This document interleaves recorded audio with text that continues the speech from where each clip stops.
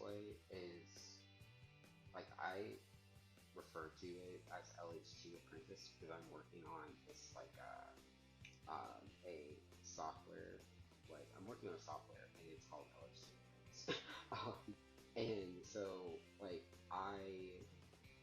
um I've always really just been really into like just really just software development. Actually, I just like I really I and that's why I want to go to Silicon Valley. But anyways, but I mean I want to go to Silicon Valley, but like I think I have to like when I say that I want to go somewhere, it's because I want to go there and like learn a skill generally, not because I want to go there and like be there forever.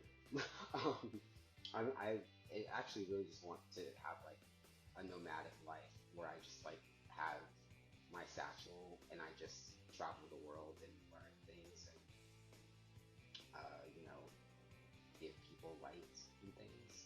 But anyways, so but I do want to go to Silicon Valley so I can like learn things. But then I want to go to Australia and I actually want to live in Australia. Like I have no intention of like having. I don't really. I just like I don't mind America. Like I don't have anything. It's not. I've just been here for 30 years, so I don't really. I'm just like kind of bored.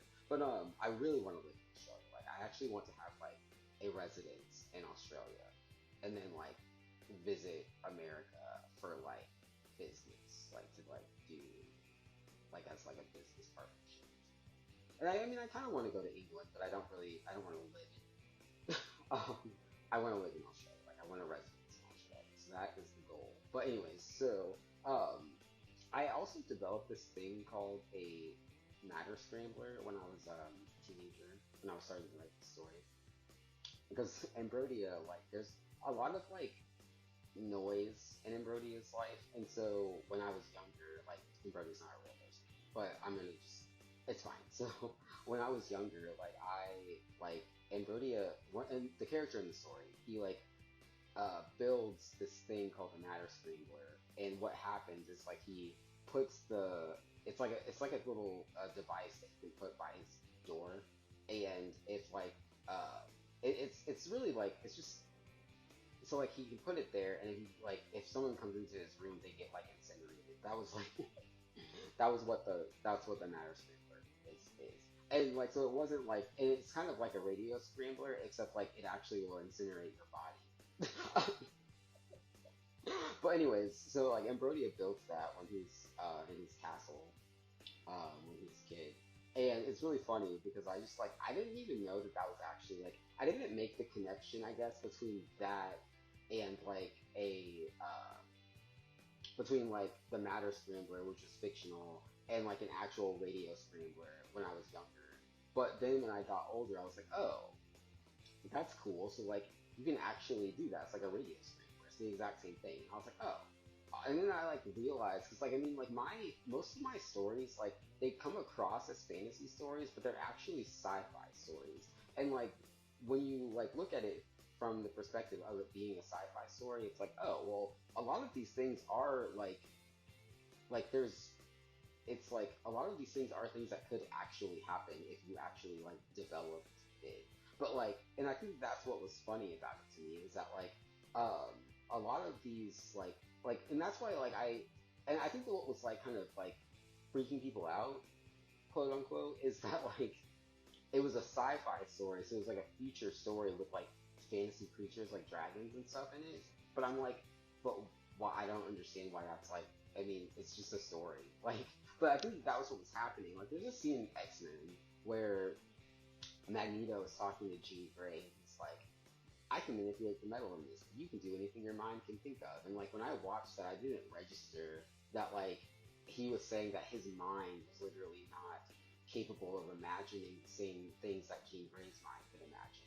And then I was like, oh, okay, that you could have just said that. But I think that's also the point, is that like Jean Grey, her mind can like if you were to think about that not from like a mutant perspective, but just as like a person's mind, like her mind is like capable of articulating like if you were to the way that I relate to it is like my mind can articulate things in a way that other people's minds can't.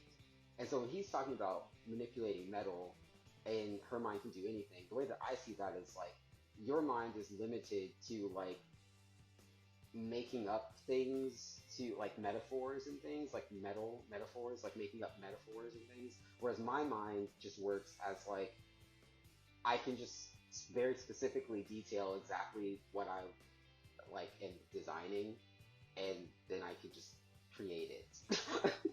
And like I think, and then that's also why like I like am really into silicon and sand, and Magneto, like that's iron and things like that. It's like it's very limited, and that's why like America never like, I mean really just Earth was never very like impressive to me, because like I saw Earth and I saw a lot of these like skyscrapers and these like metal cities, and I was like, okay, well, okay. I mean, am I supposed to think this is like pretty or something? Like, I mean, it's not that I like was like didn't like it, but I was like, I don't know why I'm supposed to be like impressed by it though. It's like, and so like when I was like living on Earth for the last 30 years, like I was just living as a human, but I wasn't like walking around admiring the buildings that I lived in. I was just like, I'm just being alive. I'm just a person. Like, why am I supposed to be impressed by these buildings? I don't understand.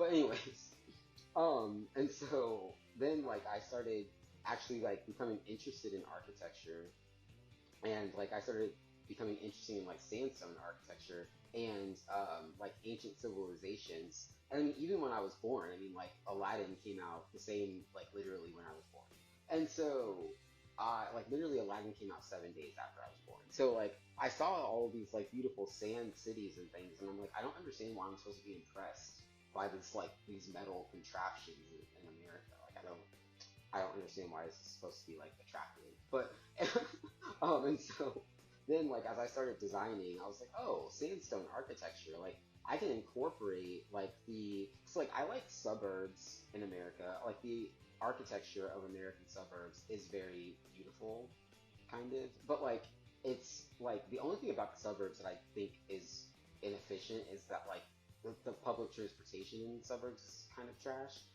And so then like people are like, and that's really what it is. It's like America. There's nothing like objectively like ugly about America necessarily. It's just like America is designed in such a way that like it's America is designed very much on necessity.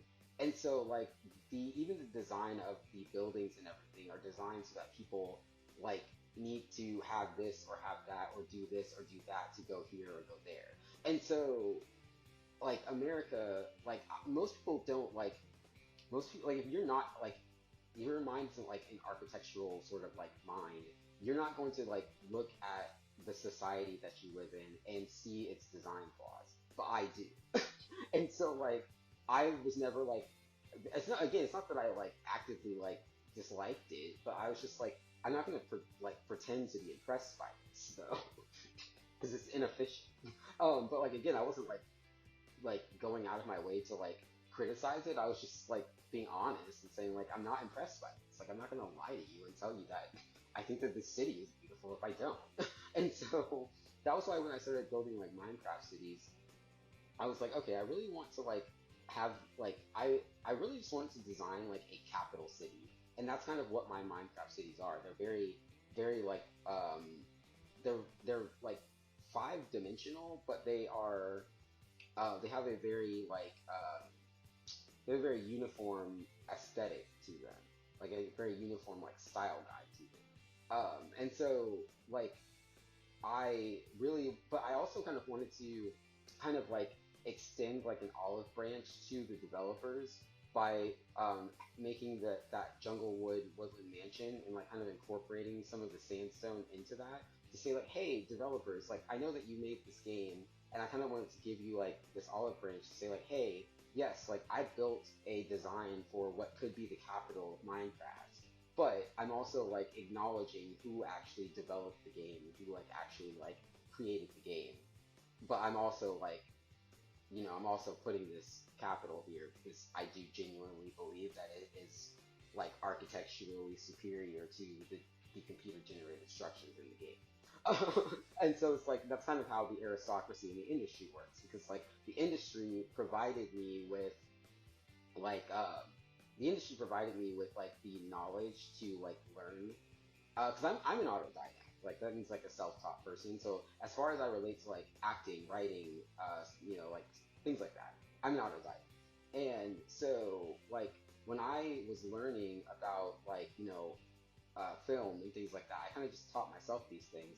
And so I kind of wanted to extend this olive branch to the industry. It's like, hey, I know you taught me how to do this, but I'm also like the aristocracy is also superior to the industry. That's just like my opinion, and I also kind of think that it's true.